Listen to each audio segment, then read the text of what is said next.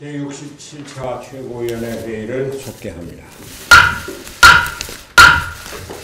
우리 김관영 원내대표가 미국 여행을 마치고 오래간만에 회의 참석하시는데 의원회가 의원 외교에 좋은 성과가 있었기를 기대합니다. 일단 말씀 좀 듣죠. 이제 열흘도 남지 않은 제2차 북미 정상회담에 긍정적인 신호들이 여기저기서 나타나고 있습니다. 최근 트럼프 미 대통령이 북미 정상회담에 대해 매우 성공적일 것이라고 언급을 했는가 하면 폼페이오 미국 국무장관은 처음으로 대북 제재 완화 가능성을 시사했습니다. 북한도 당 기관지인 노동신문을 통해서 김정은 위원장이 평화의 새 역사를 쓰고 있다며 김 위원장의 비핵화 결단을 대대적으로 홍보하는 기본을 게재했습니다. 또한 김정은 위원장의 의전을 담당하고 있는 김창선 국무위원회 부장이 베트남에 소재한 삼성전자의 휴대전화 공장 또는 그 주변을 방문했다고 합니다. 만약 김정은 위원장이 북미 정상회담 전후로 삼성전자 공장을 방문하게 된다고 하면 북한의 개혁 개방의 의지를 전 세계에 알리는 역사적인 사건이 될 것입니다. 저는 베트남에서 열리는 이번 북미 정상회담을 계기로 북한이 베트남의 도임의 개혁 정책을 본받아 비핵화를 통해 경제적 번영을 추구하고 한반도 평화를 통해 남북 경제협력의 획기적인 진전이 있기를 기원합니다. 그러나 지나친 낙관은 금물입니다. 한반도 평화는 시간이 걸릴 뿐만 아니라 반대 세력도 많고 난관도 많습니다. 미국의 의회에서도 대북 제재 완화에 대한 경계의 목소리가 높습니다. 우리 정부는 조급증에서 벗어나 국제사회와 공조하여 차근차근 평화와 번영의 미래를 준비해야 할 것입니다. 그러나 중요한 문제는 우리 내부에 있습니다. 남북관계 진행에서 가장 주의해야 할 일이 남남 갈등입니다. 자유한국당 국회의원들은 미국을 방문해서 워싱턴 핵 공격을 논의하고 종전선언을 논의하는 것은 매우 위험한 상황이라고 언급했다고 합니다. 5.18 망언 사태에 대해서는 당규 운운하며 징계를 유예하고 있습니다. 지금 진행되고 있는 자유한국당의 전당대회를 보고 있노라면 보수 우파가 이 나라 정치를 책임질 자격이 조금이라도 있는지 망연자실할 뿐입니다. 서로 물고 뜯고 사회를 분열시키는 이전 투구의 모습입니다. 나라 안팎으로 이념과 지역 갈등을 부추기는 행태에 실망을 금할 수 없습니다. 자유한국당은 당장의 정치적 이득을 위해 보수 세력을 결집시킨다고 하고 있지만 이는 우리 정치를 극한의 대립 정치, 공멸의 정치로 몰고 갈 뿐입니다. 한반도 평화를 준비하고 무너진 민생과 경제를 살리기 위해서는 이념적 편향을 버리고 국민의 안녕만을 추구하는 실사구시의 철학을 가져야 합니다. 대화와 타협으로 사회와 국민을 통합하려는 노력이 필요합니다. 자유한국당의 각성을 촉구합니다. 다음입니다. 결국 진실은 밝혀지고 정의는 승리하기 마련입니다. 검찰이 금품수수 의혹을 받던 이혜훈 의원에 대해서 무혐의 처분을 내렸습니다. 소수정당의 국회의원에 대한 마구잡이 수사였습니다. 고소인의 일방적인 진술만을 바탕에 둔 무리한 수사가 다시는 반복되어서는 안 될 것입니다. 무엇보다 그동안 억울한 송사로 마음고생이 심했을 이혜훈 의원에게 위로의 말씀 그리고 진심으로 축하의 말씀을 드립니다. 고생 많으셨습니다. 한 가지 더 말씀드리겠습니다. 최근 한 언론에서 박주선, 김동철 의원 탈당설에 대한 보도로 논란이 있었는데 단순한 해프닝이었던 것으로 밝혀졌습니다. 본인이 정정보도 요청을 했다고도 합니다.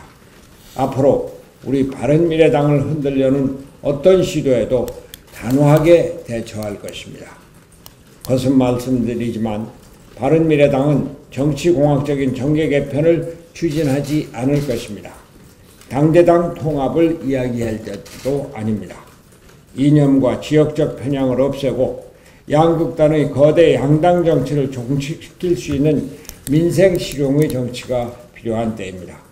다시 말씀드리지만 바른미래당은 이념과 지역을 초월한 민생 실용의 중도개혁 정당으로 다음 총선을 승리로 이끌고 새로운 정치개혁의 중심이 될 것입니다.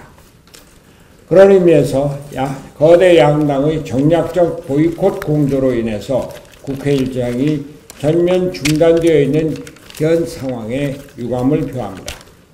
특히 연동형 비례대표제 도입을 포함한 선거제도 개혁은 1월 임시국회에서 처리하기로 합의했음에도 불구하고 2월 내 처리도 불투명한 상황입니다. 국회 정상화 문제에 대해서는 원내대표께서 더 말씀하시겠습니다만 국회는 열려야 합니다. 좋으면 열고 싫으면 안 여는 국회는 자신의 임무를 저버린 것입니다. 기득권 양당의 갑질일 뿐입니다. 거대 양당은 국민의 목소리를 들어야 합니다. 오늘 오후에만 해도 청년과 청소년이 홍대 앞에서 모여 선거제 개혁 지지 1만 서명 운동을 선포한다고 합니다. 촛불혁명의 주역이었던 청년과 청소년들도 연동형 비례대표제를 포함한 선거제 개혁을 간절히 바라고 있는 것입니다. 끝날 때까지 끝난 것이 아닙니다. 비록 선거제 개혁 법안의 2월 내 국회 처리가 어려운 상황이지만 선거제도 개혁은 결코 포기할 일이 아닙니다. 국민의 뜻이기 때문입니다. 합의제 민주주의가 제도화되어 대화와 협치로 다양성을 포용하는 정치가 만들어질 수 있도록 최선을 다하겠습니다. 바로 국회를 열어서 민생을 챙기고 개혁 입법을 처리해야 합니다. 이제 더불어민주당과 자유한국당이 정치개혁을 원하는 국민의 목소리에 답할 차례인 것입니다. 2차 북미 정상회담을 앞둔 한반도 비핵화 진전을 위한 매우 중요한 시기에 국회의장님을 모시고 5당 당대표 원내대표와 함께 미국을 다녀왔습니다. 그간 우리 바른미래당은 한반도 평화체제 정착을 위한 큰 흐름이 잡혔다. 그리고 이런 대세를 잘 이용해야 한다는 입장을 견지해왔습니다. 그러나 분위기에 편승해서 조급하게 서두를 것이 아니고 북을 믿되 철저히 검증해야 한다고 일관된 입장을 주장해왔습니다. 이번 방미 일정 중 낸시 펠로시 미 하원 의장, 엥겔 하원 외무위원장을 비롯한 의원님들, 또 국무부 관료 및 한반도 전문가들과의 만남 속에서 이런 바른미래당의 입장이 옳은 방향이라는 점을 확인했습니다. 다음 주면 제2차 북미 정상회담이 열립니다. 굳건한 한미 동맹과 한미 간의 긴밀한 정보 공유와 공조를 통해서 반드시 성과를 내야 할 것입니다. 무엇보다도 북한의 과감한 선제적 비핵화 조치가 있어야 합니다. 그리고 이에 상응하는 미국의 제재 완화 방안이 이루어져서 한반도 평화 정착을 위한 큰 진전이 있기를 희망합니다. 바른미래당은 초당적 차원에서 성과 있는 2차 북미 정상회담이 되도록 최선을 다하겠습니다. 특히 이번 방미 기간 중 미국 조야에서 한일 관계에 대해서 걱정하는 목소리가 상당히 많았습니다. 한반도 평화체제 구축을 위해서도 대한민국의 외교와 안보를 위해서도 한미 동맹과 더불어 한미일 간의 협력이 매우 중요하다는 점은 많은 사람들이 주지하고 있습니다. 과거 역사를 직시하되 미래를 지향하는 태도로서 특히 위안부 문제에 관한 진정한 사과가 전제되어야 할 것입니다. 과거사를 슬기롭게 극복하고 미래로 나가고자 하는 노력이 더욱 절실한 상황이라고 하겠습니다. 의회 차원의 더 많은 노력이 필요하다는 판단을 하였고 앞으로 이 점을 위해서도 바른미래당은 더 많은 노력을 하겠습니다. 국회 정상화에 대해서 한 말씀 드리겠습니다. 1월 임시국회는 민주당이 보이콧하더니 2월 임시국회는 자유한국당이 보이콧하고 있습니다. 연이은 거대 양당의 보이콧 정국으로 인해서 산적한 현안은 뒤로 미뤄지고 있습니다. 선거제도 개혁 과제, 탄력근로제 확대 적용 등 각종 중요한 민생 현안은 쌓여만 가고 있습니다. 국회는 조건 없이 열려야 합니다. 모든 현안은 국회에서 논의되어야 합니다. 하루빨리 국회가 정상화되고 여야정 상설협의체도 열어서 주요 국정과제에 대한 큰 틀의 합의를 이루어내서 국민들께 조그만 희망을 드려야 합니다. 기득권 양당의 맹성을 촉구합니다. 제발 일하는 국회를 만들어 줄 것을 거대 양당에게 호소합니다. 한 말씀만 더 드리겠습니다. 오늘 아침 국회 윤리특위위원회가 열려서 박명재 위원장께서 오늘 브리핑을 했는데요. 3당 간사 간에 합의된 내용을 보면 윤리특위가 3월 7일 오후에 열릴 예정, 전체 회의가 열릴 예정이고 구체적인 안건 상정을 확정하기 위해서 2월 28일 날 아침 8시간에 간사회의를 하도록 했다고 했습니다. 윤리특위가 세간의 의혹을 불러일으킨 5.18 망언 응원 3일에 대한 징계 조치뿐만 아니라 그동안 많은 문제를 일으킨 서영교, 손혜원 의원들에 대해서의 조치에 대해서도 조속한 시일 내에 결정을 해야 합니다.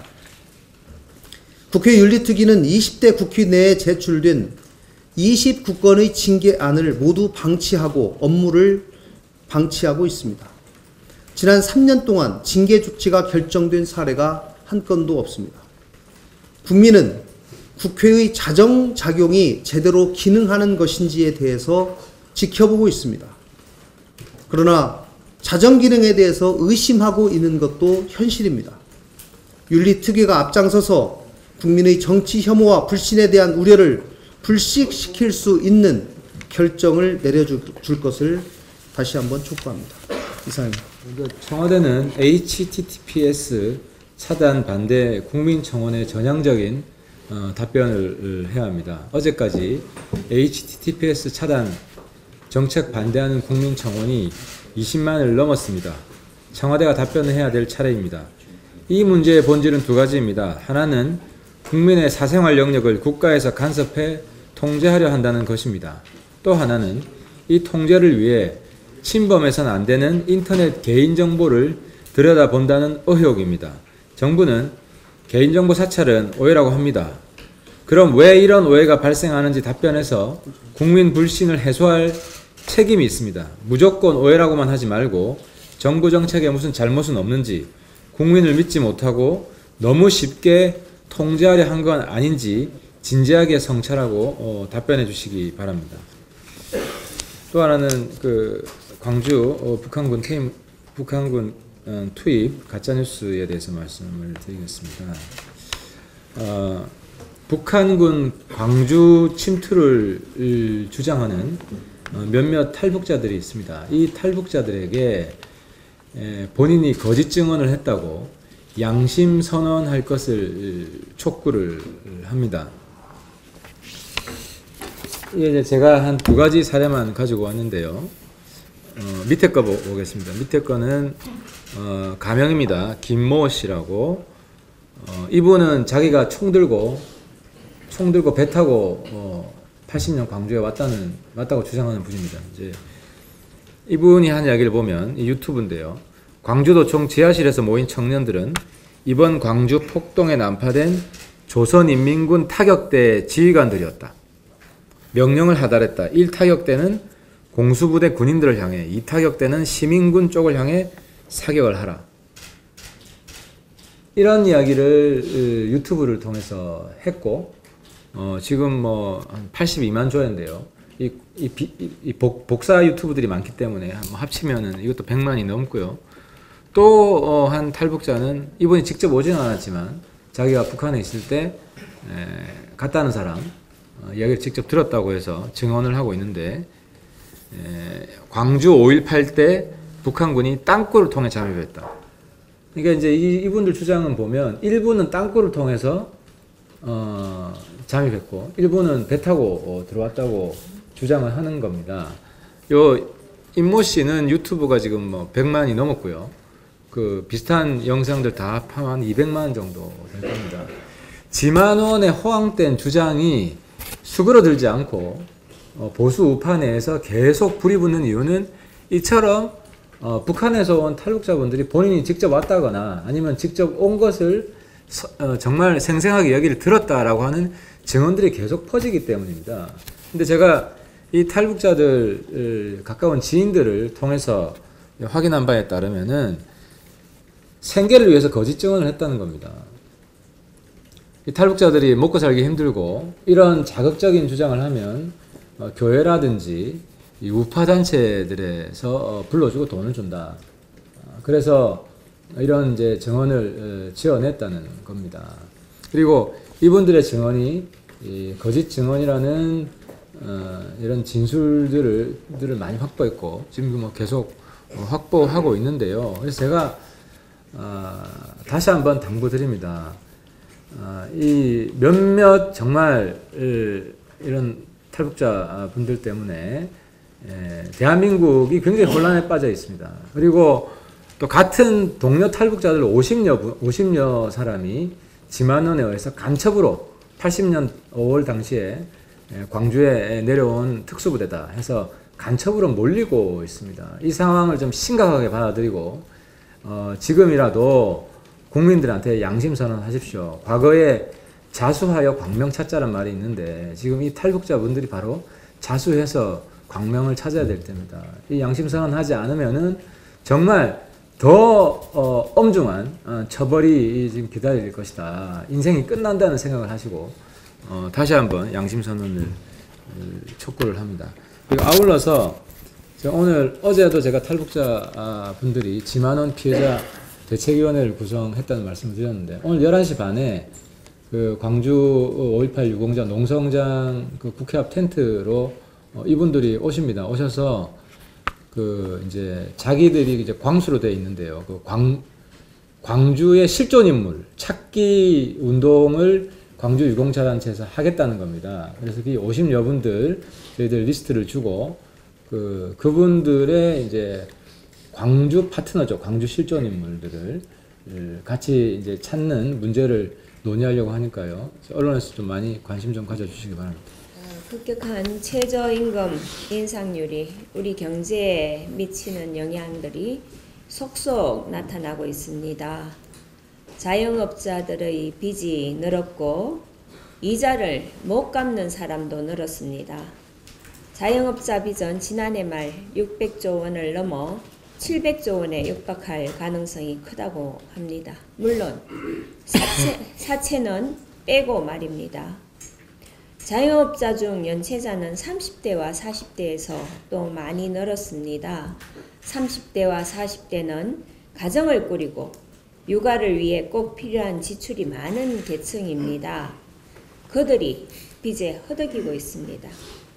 서민과 자영업자들이 주로 이용하는 제2금융권의 작년 말 대출 연체율은 9.6%로 전년보다 1.2% 올랐습니다.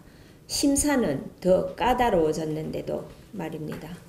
신용등급이 7등급 이하 자영업자에게는 대부업체들도 아예 돈을 빌려주지 않습니다. 그런데 신용도가 가장 낮은 10등급 자영업자 비율이 2016년 말 46%에서 17년 말 53%, 지난해 말 58%로 급증했습니다.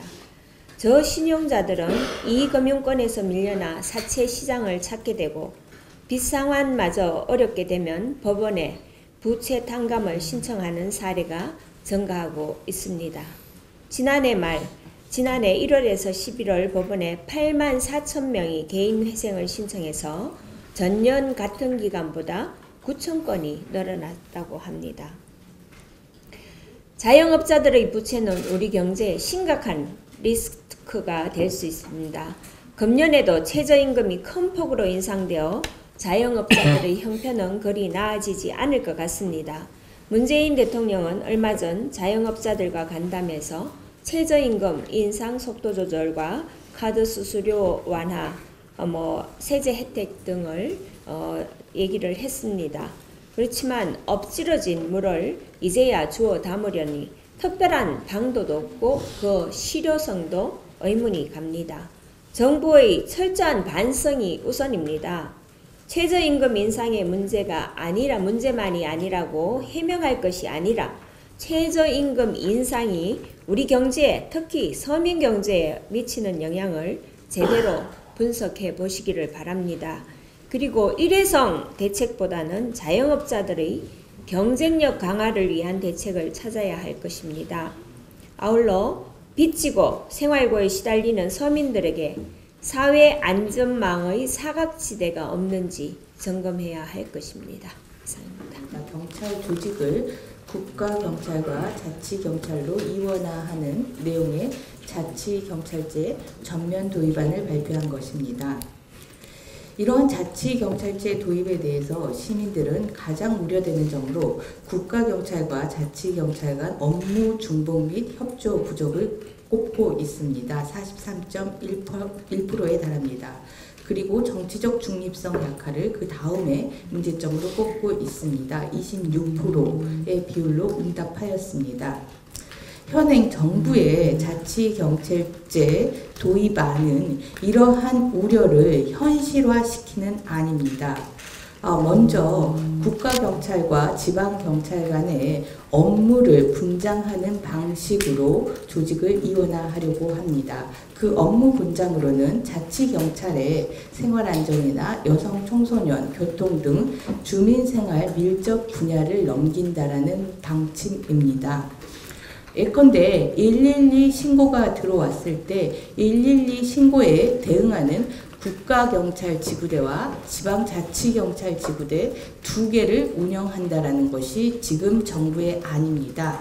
두 개의 지구대 운영으로 세금의 이중의 지불은 물론 112 신고가 들어왔을 때 이것이 자치경찰이 출동해야 되는 상황인지 국가경찰이 출동해야 되는 상황인지 상황실에서 논의를 하고 있어야 되는 그러한 내용의 안입니다. 업무의 공백과 혼란이 불가피한 상황입니다. 또한 지방경찰본부장은 시도지사가 임명하겠다라고 합니다. 정치적 중립성이 훼손될 수밖에 없는 내용입니다.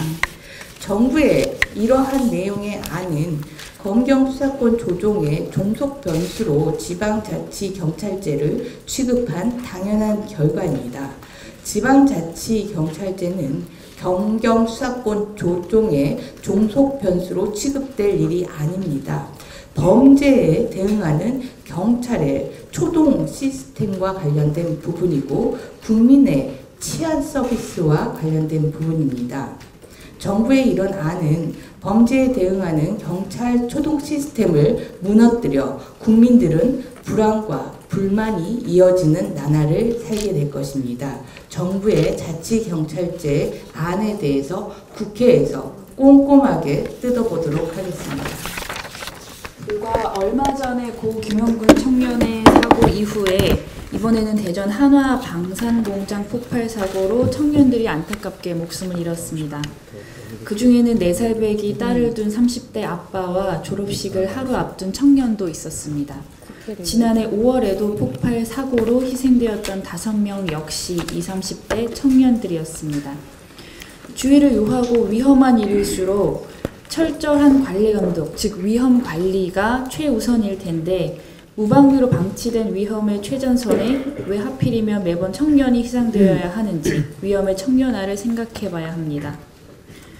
위험 관리에 무감각하고 무책임한 고용주와 회사 측은 위험한 일을 청년들에게 떠밀고 위험한 일이라도 청년 실업 위기에서 일단 취업이라도 해야 한다는 절박한 청년들이 마치 공급과 수요의 법칙처럼 맞아떨어지기 때문입니다. 그 결과 30대 미만 청년의 경우 한 해 평균 8,000명 이상이 산재 피해를 입는 것으로 나타나고 있습니다. 이런데도 정부는 왜 청년이 위험에 내몰리고 있는 산업 현장의 안전 문제에 소홀한 것입니까? 입으로만 말로만 하는 정부의 청년 일자리 정책도 분명 문제이지만 안전 문제는 입으로만 말로만 해서는 절대 안 될 것입니다.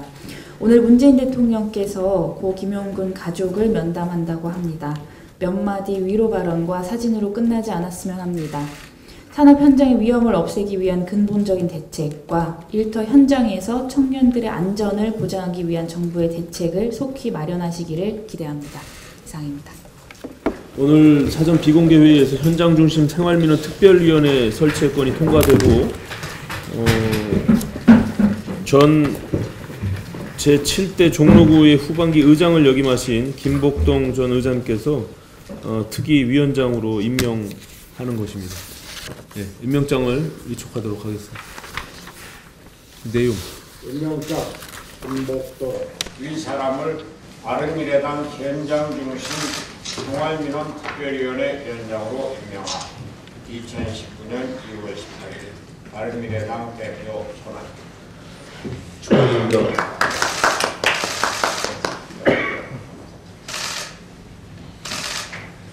예, 고맙습니다. 비공개로 전환하겠습니다.